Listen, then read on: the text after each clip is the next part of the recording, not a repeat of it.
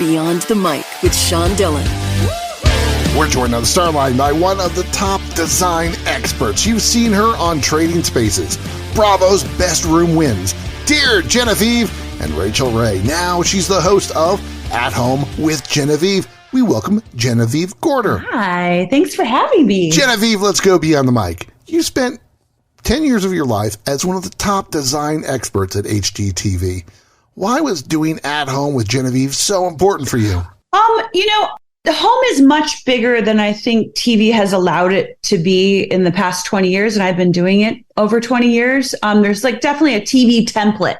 Before, after, oh my God, but how much money can you do things for, right? And grateful for all of that. It built a platform. It's wonderful, but there's so much more beyond home than a surprise reveal. And I wanted to kind of dig into those people and those conversations in a meaningful way. And I think this show is a celebration of that. Home is big, it's diverse. There's a lot of different voices and opinions, and there's a lot of different ways to do things. So I'm showing you some of those ways. Now, during your show, you cover food, health, cocktails, pets, fashion, gardening, and home decor, bringing along your celebrity friends along for the ride.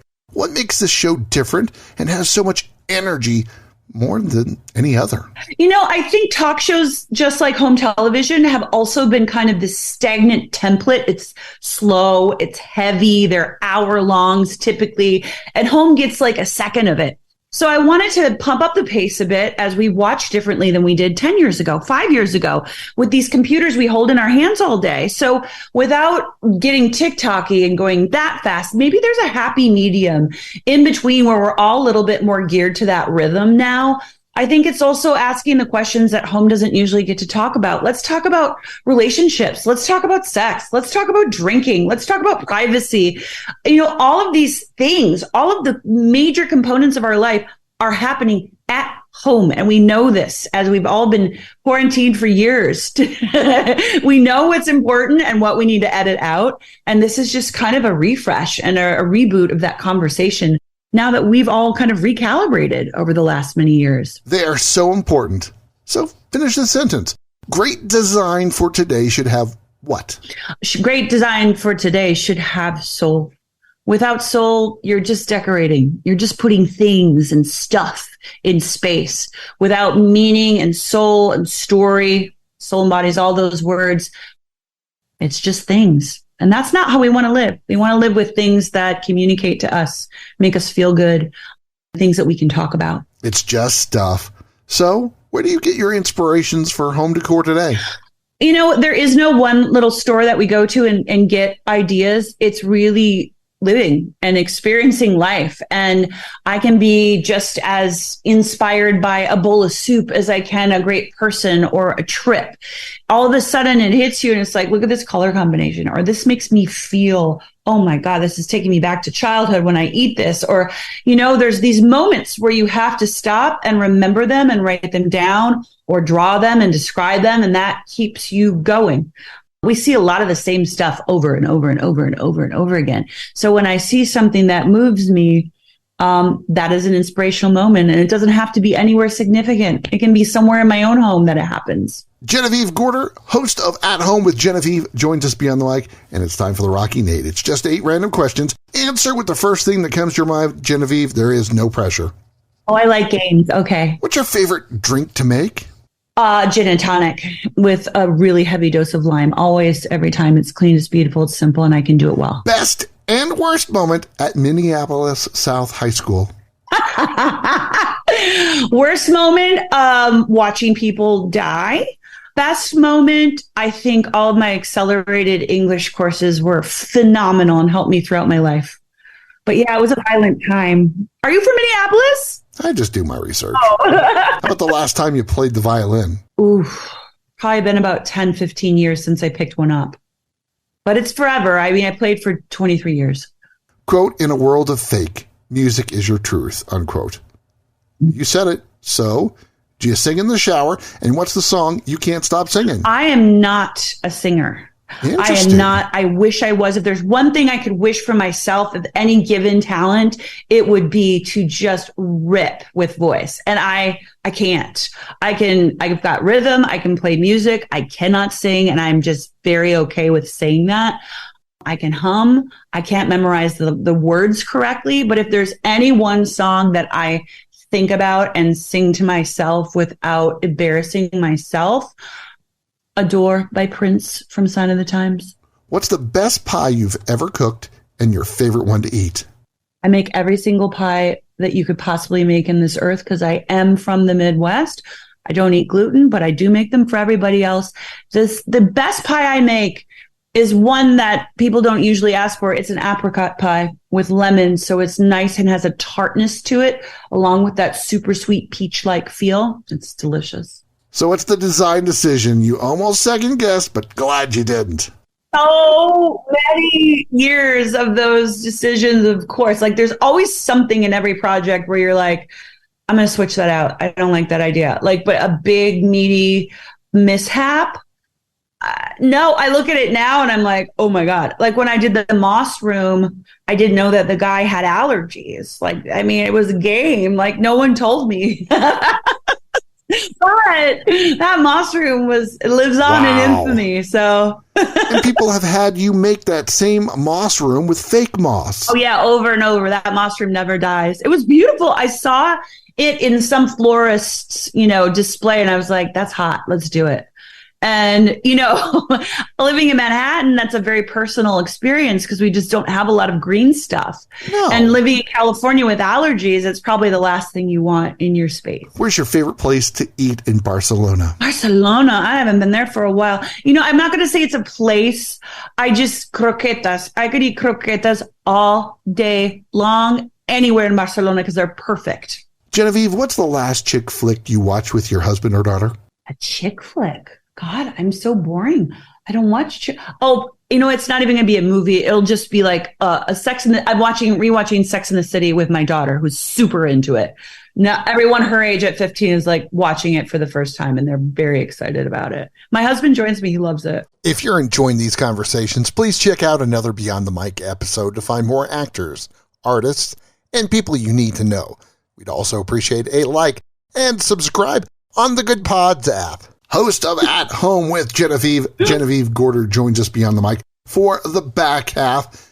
What's your favorite of all the home improvement shows that isn't At Home with Genevieve? That I've done in my life? I'm letting you decide. What's your favorite?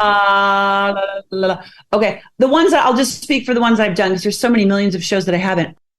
I would say Stay Here with Netflix was one of my favorites.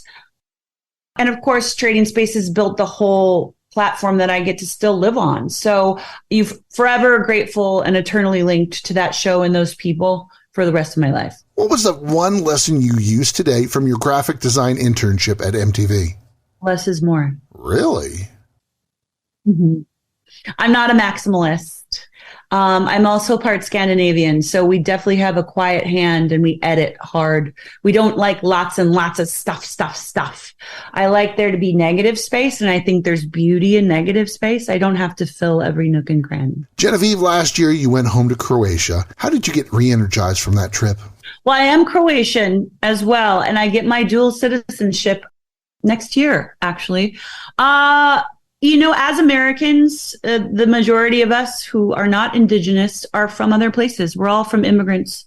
And when you find your mama land and they claim you and they see your bones and they see your eyes, there is something really powerful about that as a New World person, that you are claimed by some tribe somewhere that own you and own your face. Like that, like you see your grandpa everywhere. You see your aunties, and it's like, we don't have that in the States, and I love our diversity, but I also love seeing my root ball. So I go back to Croatia often. I love it very, very much. And who can disagree with the Mediterranean? It's beautiful. Where's your place of peace? Alone in my headphones.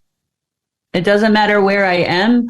I just need music, and I leave the planet and I leave my body. And that's for creatives. That's when we really fly, when we have that inner time, that quiet time with ourselves. That's when we make beautiful things. These are good questions. You're fun. This isn't a traditional interview. That's why we call it Beyond the Mic. I love games, so this is great. You're known to make your own playlist, so why is music so important in your life? I'm from musicians. I'm from dancers, my family. I played music the majority of my life. I was in a big music city as a kid, growing up with Prince right around the corner. You know, we grew up at Paisley Park. Like, that was our teenagehood. So music and the history of music from parents of the 60s who knew everything about everybody, the root of every song, it was just ingrained into us. It's church for me. Nature and music, I don't know if you get holier for me. That's when I am truly humbled, in awe. So, Genevieve, how did Prince's death change you? Oh, it was terrible. You know, the first time I saw my dad cry was when John Lennon died. The first time that I ever really, like, truly wept, someone passing that wasn't an intimate family member or friend, was Prince. That rocked me. I was in the subway. I remember I just had to stop and just freaking cry. He was so woven, inextricably intertwined with my life, both in person and many times and from afar. He was the narrator of our childhood, you know? So that one hit hard. Minneapolis Kids was a different thing. That was our guy. That was our guy. How did the pandemic quarantine change the way you look at world, design, and your dog? So, yeah, I mean, I forgot about that chamber of my heart until I got dogs. It was like, oh, right. We have like a love channel just for animals. Listen, it was hard to live freely in that time because you were so scared, obviously, living so tightly together. And I'm grateful that I have outdoor space in New York, but most of us don't. It was a real internal time of like, what do we truly need to be happy in these spaces? Those one spaces that we control. I think I understood privacy in a much different way. Like, how do we design now that we know what we need to create private environments in these big open floor plans that we all busted down, you know, in the last 20 years? There's not a wall to be had in a lot of these homes, and we really craved them during this time. What do kids need in order to feel happy in a space that they spend a lot of their life in as teenagers? How do we integrate animals in a way that feels healthy and we still have privacy from them and can have a love bomb whenever we want it? And privacy with your partner, like, what do you need in your sacred space of bedroom to really promote a healthy relationship, right? And that's a lot of what I'm talking about on the show too, is like sex and intimacy and marriage and relationships are part of lifestyle. And they're part of how I have to design. If the nucleus of the family isn't doing well, you'll see it in these spaces. You'll see it written all over the house, but most often in the bedroom, you'll see it. It looks like an unhappy place. No, it was just a real case study on my own life. And of course, talking to my friends, because we all had to get introspective about what we were doing. And we were spending so much more time at home. And now I think even after the pandemic, we choose to have a little more time at home than we did before. We're like much cooler with it. I was out nonstop before the pandemic. New Yorkers don't go home. Now I love it. I work from home. This is my studio, my safe space. Gold records, books, background. And you have to think about sound in a very different way too. We learned, right? Like, how do we keep a quiet space in the cacophony of family and pets? And without it, we can't do our work and we can't put out, just like you. So let's talk about family. What makes your husband, Christian, so special? He's my final draft. You know, I had a first husband. I think often, you know, we choose partners based on familiar patterns that may not always be the healthiest for you. In my case, anyway. Christian was my final draft. Like, I knew he was he was it. And it was always an open and curious mind. Without curiosity, we all become old before our years. And what is life without fun and play? And without curiosity, you just don't have that. Some with a great sense of humor, because you have to laugh through all of the hard that life throws at you. Patience, especially with a child. and it's not your kid. So you're going to have a special kind of patience built in. It's a real different lifestyle to take on in a day. And then a very big, kind heart. Kindness is number one on the hierarchy that we don't often put on our list of things when we're 25, No. That is something that doesn't age out. It gets richer with age. Can you compare and contrast your design styles? All the time. Yeah, all the time. We are not the same designer. He is definitely a more detailed, space planning focused, detail OCD. And I'm more of the patterns and the colors and the art side of it. He's more technical. Then he's a furniture designer, and then he's just pure artist. So he's more mid-century. I'm not. So we definitely jostle on what we think works or doesn't work. And it was very emotional in the beginning. It was hard because we both are lions and we think that we're right. And we get paid to be right, And do you ever find yourself going, Chris, no. Right, exactly. So we had a lot of collisions and we had to learn the dance. We had to learn how to not step on each other's toes, and we had to learn each other's style. I have such more huge appreciation for his aesthetic, what he loves. Of course, what he makes is unbelievably beautiful. And I think he absolutely respects who I am and what I do as well. We do what each other can't do as well.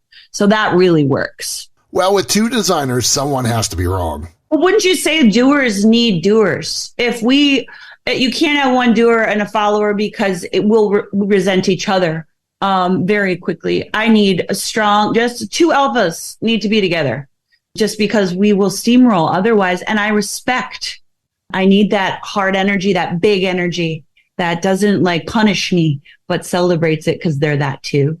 So it sounds like you found the same thing. Genevieve, how did your late uncle influence you growing up? Oh, thank you for asking about him. You're good. You're a curious cat and you do your homework. Yeah, my family's lost 4 people in the last 4 years. Every April, we lose a member, it seems, which has been really hard. And he was absolutely a surprise to everyone. He was also one of our biggest influencers of music. And so again, like I said, this is really ingrained into the family. My uncle Bruce had a recording studio in his house. He would always want to trade playlists throughout my life. Even as a teenager, he wanted my music. He would give me mine or give me his. And there was this constant exchange of song. I remember one of the most famous moments in our family is my little brother really thought he was Prince at 3 or 4. Couldn't even say the word delirious, so he would say delirious, and thought he knew the song. And it was all really his own words. And my uncle was like, you know what? That is great. And I need you to come to my house and we're going to record this for the history books. To this day, we all rip that song on our computers because it is so good. And it brings a smile to everyone's face. Every party, they will whip out one of my brother's old hits from when he was 3 that Bruce recorded. So he's influenced my life a lot, but mostly through song and quiet leadership. You said, quote, I think I could do a show just busting the things people do on social for home that they say are a great idea. It could be my full-time sport, unquote. Yes. Why do you feel that social media has allowed more faux experts whose ideas have no practical purpose or, in some cases, actually harmful? For sure. Thank you for that question as well. I feel like everybody on social media is a model, a photographer, a professional expert of everything. And that's not true. And we know that's not true. Just because someone says to do something doesn't mean it's a good idea. I mean, all of our mothers taught us this at one time or another. In the world of home, it's gotten out of hand because this is really, for the most part, our biggest investment of our life is our home. And if you do big, bad things to it, it can really hurt you financially, from painting over marble fireplaces with latex to, just catastrophic tiling. I mean, all these things that I'm seeing, and they're like, isn't this cute? Isn't this quote unquote aesthetic? I saw this one girl take off the bathroom door and put beads up in front of her bathroom. And I'm like, The bathroom door is very functional on many levels. One is we don't want to smell what's happening in that room. And I dig your beads. You got to put them somewhere else. Just like bad idea city. So on At Home with Genevieve, Paige Davis, my old host from Trading Spaces, and I kind of go through the new theater of DIY and really break it down. What's real, what's BS, what you shouldn't pay attention to, and laugh all the way through it. My daughter changed my life. She's the love of my life and so wonderful. How has your daughter changed your life? I think she's added balance. I mean, children change everyone's lives dramatically. I think the biggest thing for me was the balance she gives me, because we are so different personality-wise. We are really polar opposites, and we balance each other out. She's taught me to appreciate the observer and the introvert, in which, you grew up in a time where extroverts were the only celebrated, members of the team. And I definitely am a hyper extrovert. And what her whole being has taught me is patience, introspectiveness, and just a way to see life completely outside of myself. Everything is for her. And I'm a giving person naturally, but it became so much more enriched with a child who you see all of your efforts intertwined and rewarded each step of the way, from the way they speak to the way they handle themselves in public to what they're curious about and where they want to go. And that you had a piece of that, for most of those big moves in life. And that feels so gratifying. And to see her happy, though, is the most beautiful thing in the world. Better than your own is your child's happiness, for sure. What do you want people to take away from At Home with Genevieve? That home is a really big, rich, and deep file that hasn't completely been opened on television. There are conversations to have and cultures to explore and ways to live that we haven't really indulged ourselves with in the world of home. It's been very stagnant, and there's a template for talk, and home comes on to do a quick $100, trick and tip.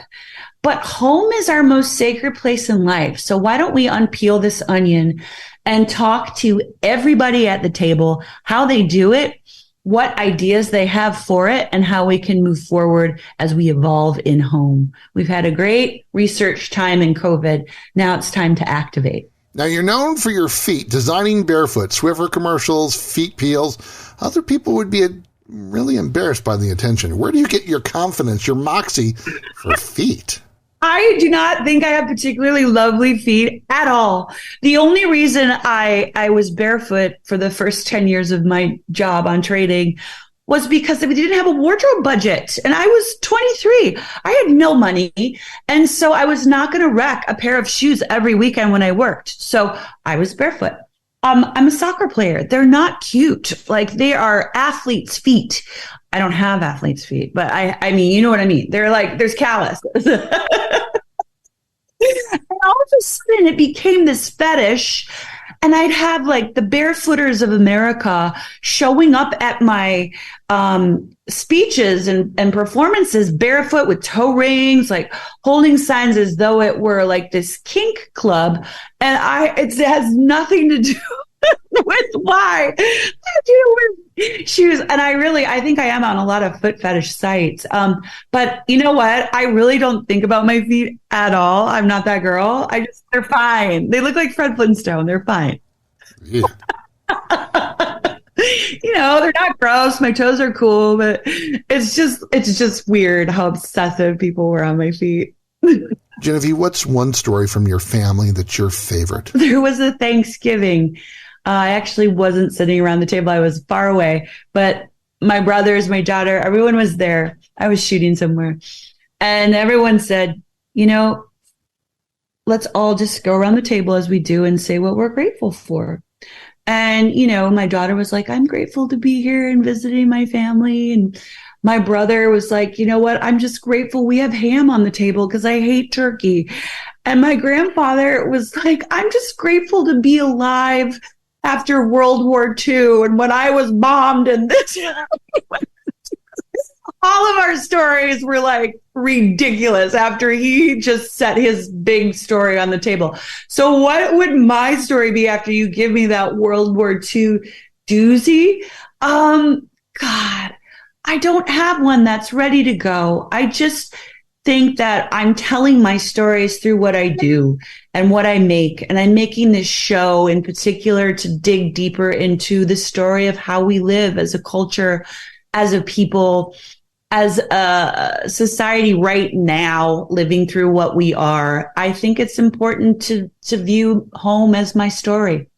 I leave that in everyone's living rooms, on television, and physically in their homes. And that story keeps changing. But it's always, always from the heart. It's time for One Big Question with At Home with Genevieve Gorder being on the mic. Genevieve, you've been a human rights ambassador, helped charities that assist stronger STEM communities for kids, and live each day with Hashimoto's and Lyme disease. What's the biggest challenge in your life that very few people know? The biggest challenge in my life. Well, honestly, this might sound old, but it is still a thing. I think it's just navigating what you want as a female and still having to apologize for it. Having to prove yourself every time you get to the table. That's the hardest piece of life. It's one that I'm very familiar with, as I've been a female my whole life, but it is one that never tires and never seems to retreat. I know all the things I can do. I know what I've done. I know who I'm hiring, but I still get questioned as if I know what I'm talking about just because of the costume I wear. That gets tired. That's hard. She's a short-time ballerina, talented violinist, enjoys playing bingo, and loves Adore by Prince. Ballerina? I found a picture of you, 19 by 19 by 19. 19. Yes, I think I was 7. Yes. Host of At Home with Genevieve Gorder. Thanks for taking the time to talk with us today. It was a pleasure, my dear. Have a great day. You were fun. And that, my friends, is Beyond the Mic.